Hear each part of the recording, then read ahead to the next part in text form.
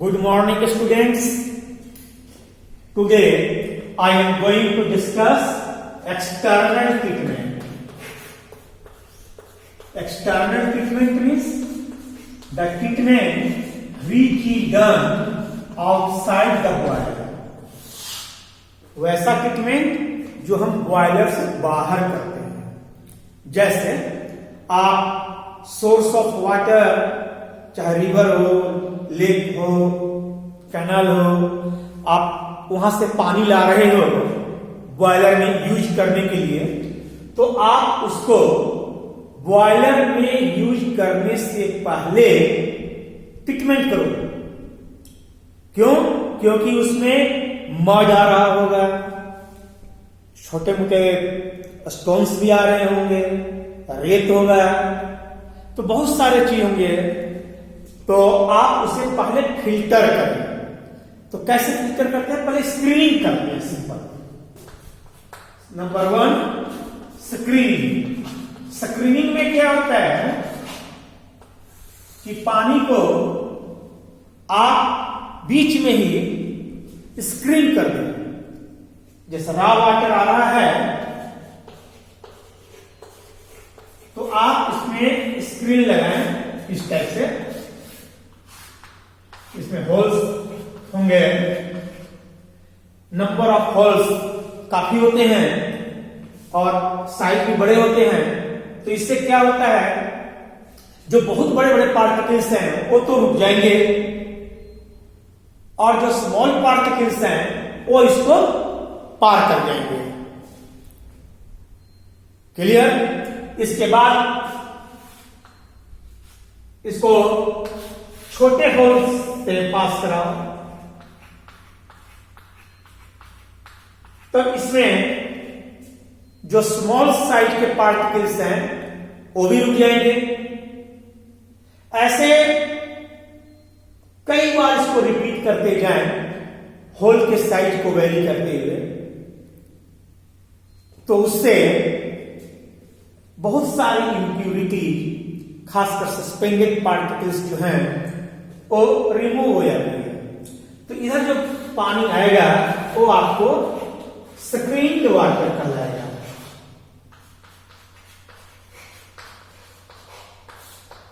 Clear?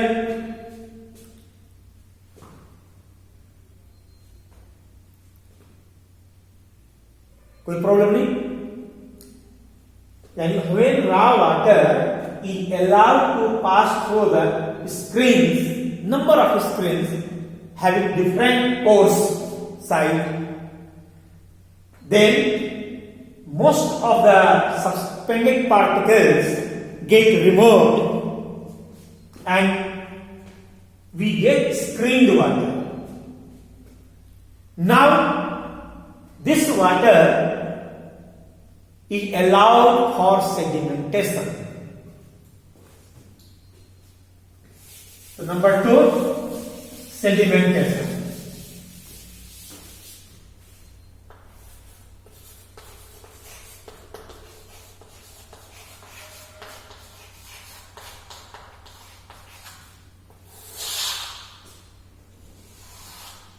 Sedimentation में होता क्या है, आपने घर में भी देखा होगा कि कई बार आप पानी कहीं से लाते हो तो उसमें टर्बिक होता है, गंदलापन होता है, तो आप उसे बर्तन में ही काफी देर तक छोड़ देते हो। उससे क्या होता है, धीरे धीरे जो टर्बिडिटी है वो बर्तन के बॉटम में under the force of gravity settle होता है। बाद में आप पानी को डिकेंट कर लेते हैं और उसे यूज करते हैं। तो यही चीज आप यहां भी करेंगे। जो स्क्रीन्ड वाटर आपका आया था उसको एक बड़ा टैंक में आप छोड़ दें, उसे डिस्टर्ब न करें। कुछ घंटों के बाद आप देखेंगे कि टैंक के बॉटम में काफी सेडिमेंट जमा हो गया है और पानी काफी क्लियर हो चुका है। आप उस पानी को यूज कर सकते हैं, यानी superintendent water can be drawn from the top of the tank. Clear? कई बार ऐसा भी होता है कि आपने सेडिमेंटेशन के लिए पानी को रखा और पानी क्लियर नहीं हो पा रहा है, तो उसमें आप घर में भी देखते हो कुछ ना कुछ केमिकल्स डालते हो, जैसे फिटकेरी वगैरह। यहां पर भी ऐसे ही होता है। ऐसे भी सेडिमेंटेशन बहुत स्लो प्रोसेस है, it will take some hours. और जो आपने टैंक में यूज किया है तो हो सकता है कभी कभी फ्यू डेज भी लग जाए। लेकिन यदि उसमें कोलाइडल पार्टिकल्स है जो कुछ घंटे रखने के बावजूद भी बर्तन के बॉटम में सेटल डाउन नहीं होता है, तो वैसे सिचुएशन में आप यहां पर भी कुछ केमिकल्स डालेंगे, and that chemicals is known as coagulants. So third is your coagulation. Coagulation sedimentation का ही सपोर्टिंग है। अगर सेडिमेंटेशन अपने आप नहीं हो रहा है तो आप कोगुलेशन प्रोसेस अप्लाई करोगे। इसमें क्या डालोगे?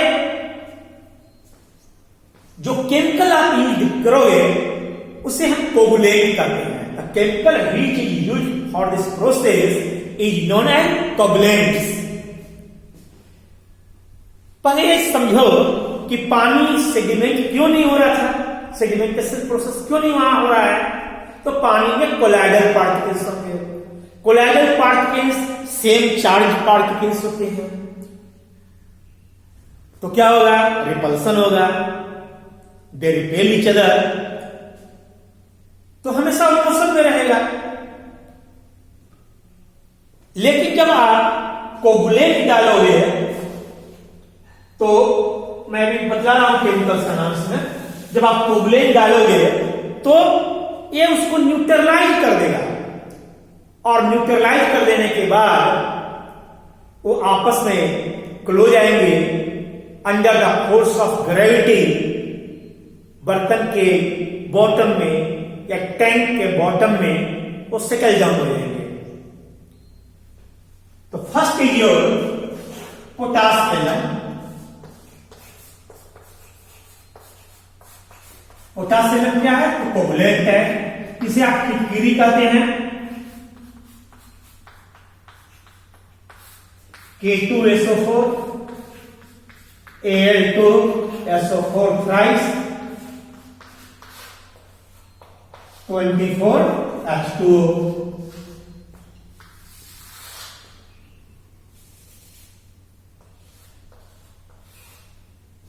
क्लियर? आप इंजीनियर बनने जा रहे हो, आपको यह मालूम होना चाहिए कि इस कोगुलेंट को हम किस टाइप के पानी में यूज करेंगे। यदि पानी का पीएच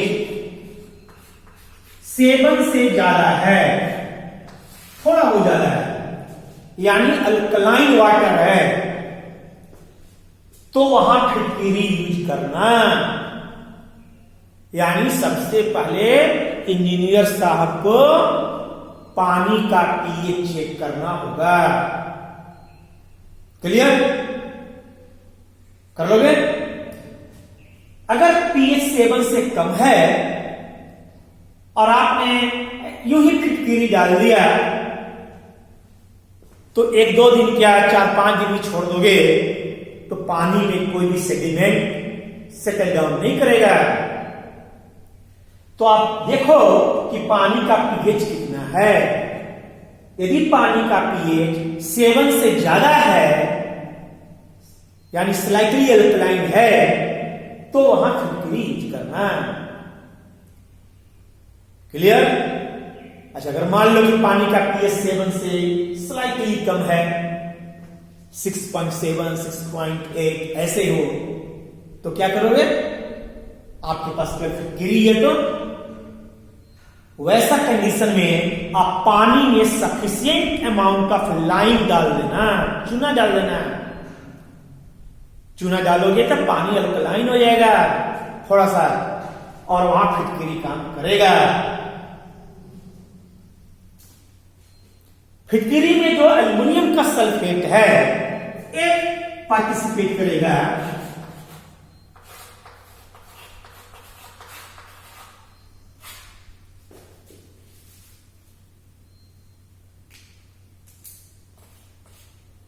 मान लीजिए कि पानी में कैल्शियम का बाइकार्बोनेट है सपोज, तो इसके साथ रिएक्ट करेगा, एल्युमिनियम है तो एल्युमिनियम का हाइड्रोक्साइड बनेगा, और कैल्शियम है तो कैल्शियम का सल्फेट बनेगा, और कार्बन डाइऑक्साइड गैस निकलेगा।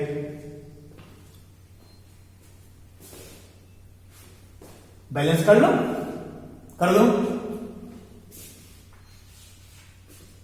देखो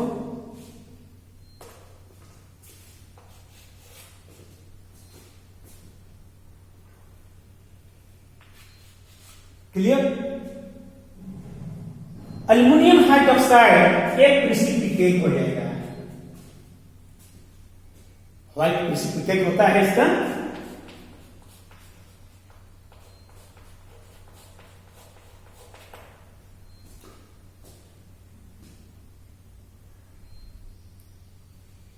ठीक है। क्लियर, कंसेप्ट क्लियर हो रहा है। यानी फिटकरी कहां यूज करते हैं, जिस पानी का पीएच 7 से ज्यादा। घर में भी अगर पानी गंदा है और आप फिटकरी डाल रहे हो तो पहले पीएच पेपर से चेक करके देख लो। अगर 7 से ऊपर है, मुश्किल 7 से ऊपर ही होता है, लेकिन भी बाई चांस नहीं है, कई जगह पानी आपको मिल जाएगा 6.5, 6.6, 6.8, तो वहां पर फिटकरी कामयाब नहीं होगा, तो उसमें थोड़ा चूना डालोगे पहले, उसके बाद काम करेगा। नंबर 2 इसमें रख कर दो। अगर मान लिया पानी का पीएच बहुत ज्यादा है या बहुत कम है उससे, तो क्या करोगे?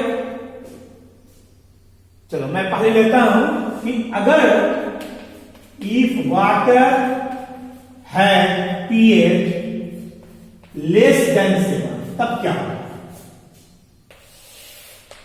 तो हमेशा यूज करना सोडियम एल्यूमिनेट।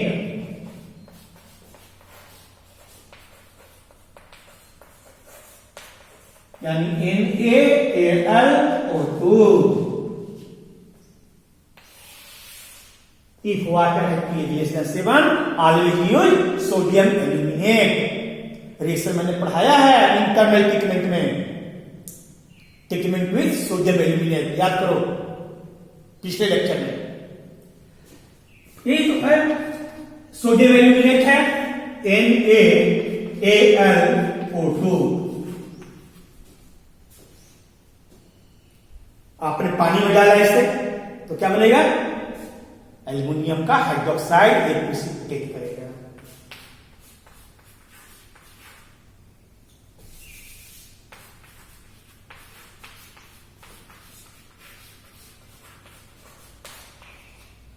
है ना, एल्युमिनियम का हाइड्रोक्साइड प्रिसिपिटेट करेगा और क्या बनेगा? देखो सोडियम का हाइड्रोक्साइड, जैसे एल्युमिनियम का हाइड्रोक्साइड बना और सोडियम का हाइड्रोक्साइड अभी भी मैंने पढ़ाया है, इसलिए मैंने आपसे पूछा भी। NaOH बनेगा, AlOH जो है एल्युमिनियम हाइड्रोक्साइड एक प्रिसिपिटेट करेगा।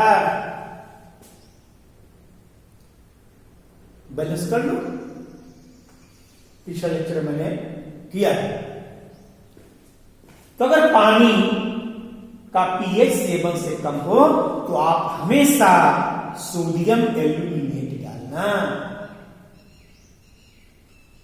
अच्छा, अगर मान लिया आपने पीएच चेक नहीं किया इंडस्ट्री में, या घर पर काम कर रहे हो नहीं किया और फिटकिरी डाल दिया,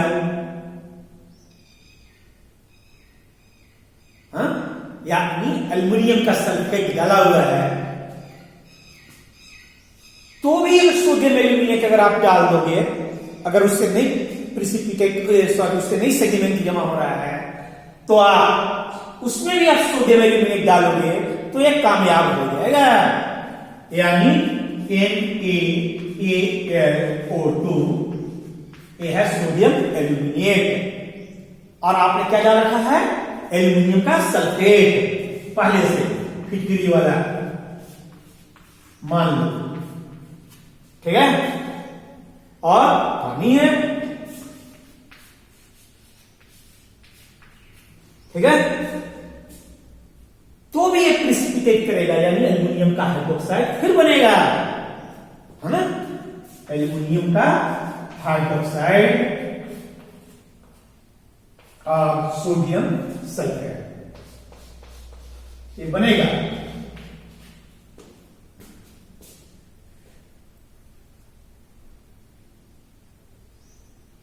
बैलेंस कर दूं,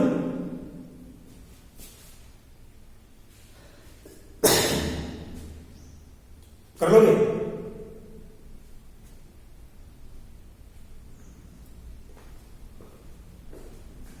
राइट डन, वेरी क्विक।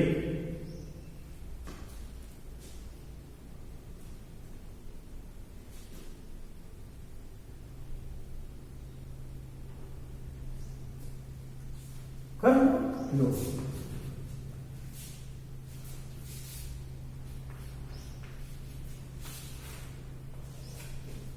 लो क्विक, घर में प्रैक्टिस करना है सब, क्लियर। अब है नंबर 3,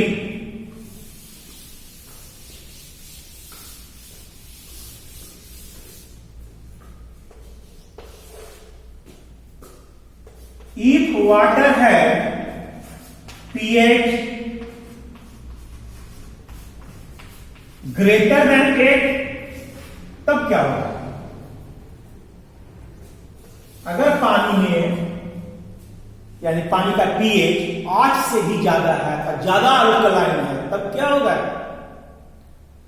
वो ऐसा सिचुएशन में आप फेरस सल्फेट यूज करना, यूज फेरस सल्फेट, यानी FeSO4 7H2O।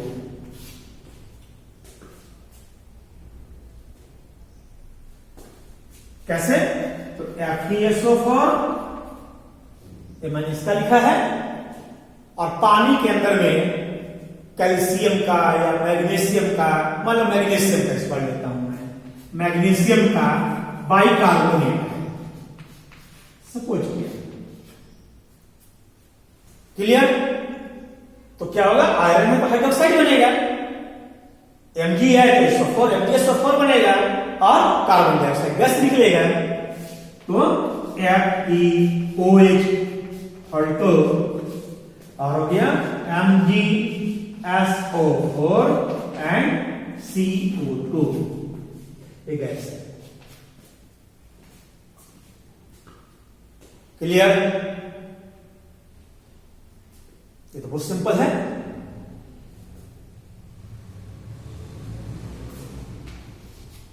हो गया बैलेंस। कहोगे कैल्शियम का होगा तो केवल कैल्शियम होगा यहां और कुछ नहीं होगा, लो मैं लिख देता हूं FeSO4 प्लस कैल्शियम का बाइकार्बोनेट है तो calcium hydroxide plus sorry iron hydroxide है ना, ferrous hydroxide plus calcium sulphate plus carbon dioxide on the same pattern. I mean to say, जो मेरा कहना है, ये जो फेरस हाइड्रोक्साइड आप देख रहे हो ना यहां, दिस फेरस हाइड्रोक्साइड, एक फेरस हाइड्रोक्साइड वाटर में क्योंकि ऑक्सीजन मिलेगा इसको, ये ऑक्सीडाइज हो गया और फेरिक हाइड्रोक्साइड के रूप में कन्वर्ट होगा।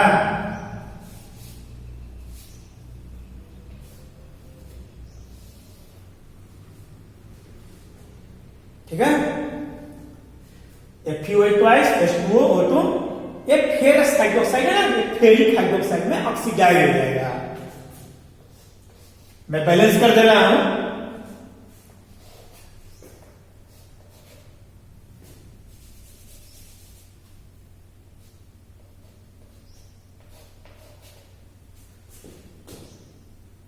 क्लियर, एक प्रिसिपिटेट करेगा, यानी जो कोगुलेटिंग एजेंट जब आप यूज करोगे फेरस सल्फेट, ठीक है ना, तो पानी में चाहे कैल्शियम का हो या मैग्नीशियम का हो, लेकिन आयरन का जो हाइड्रोक्साइड है आयरन 3 के रूप में, ये आपको टैंक में जमा होने लगेगा।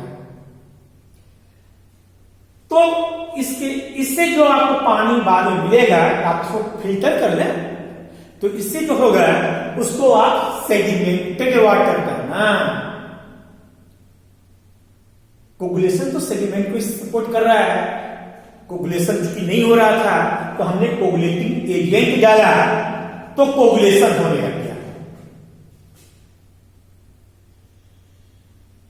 ठीक है, तो that is your sedimented water. रख करूं,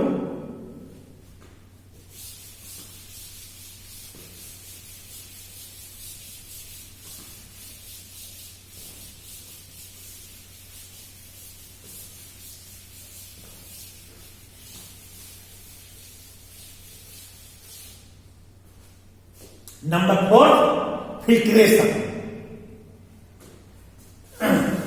एक्सटर्नल ट्रीटमेंट में जो सब स्टेप्स मैं डिस्कशन कर रहा हूं, तो इसमें आपसे पूछा जाएगा यूनिवर्सिटी एग्जामिनेशन में, इसके बारे में लिखिए। यदि आपको कोगुलेटिंग एजेंट के बारे में पूछा जाए तो कोगुलेशन के बारे में लिखना। फिल्ट्रेशन जो होता है पानी का, ऐसा फिल्ट्रेशन जब मैं बोलता हूं तो लगता है कपड़े से फिल्टर कर लेने वाली बातें या सिंपल मेम्ब्रेन से फिल्टर कर दिया, तो यहां पर मैं सैंड से फिल्टर करूंगा, है ना। यानी आप यूं समझ लें कि आपके पास टैंक जैसा बना है और इसमें लेयर बने हैं, तो सबसे ऊपर का लेयर में आप फाइन सैंड करीब 50-60 सेंटीमीटर मोटा लेयर लगा दें, उसके नीचे वाले में कोर्स सैंड लगाएं, उसके नीचे में ग्रेवल्स डाल दें, और सबसे ऊपर से अगर आप रॉ वाटर नहीं, sedimented water, not pure, sedimented water अगर आप डालें तो आप देखोगे under the force of gravity ये धीरे धीरे अपने आप फिल्टर हो रहा है। ये स्लो डाउन है, बहुत स्लो प्रोसेस है, लेकिन ये फिल्टर हो जाएगा। In next lecture, I shall discuss about filtration in details. Okay? Thank you.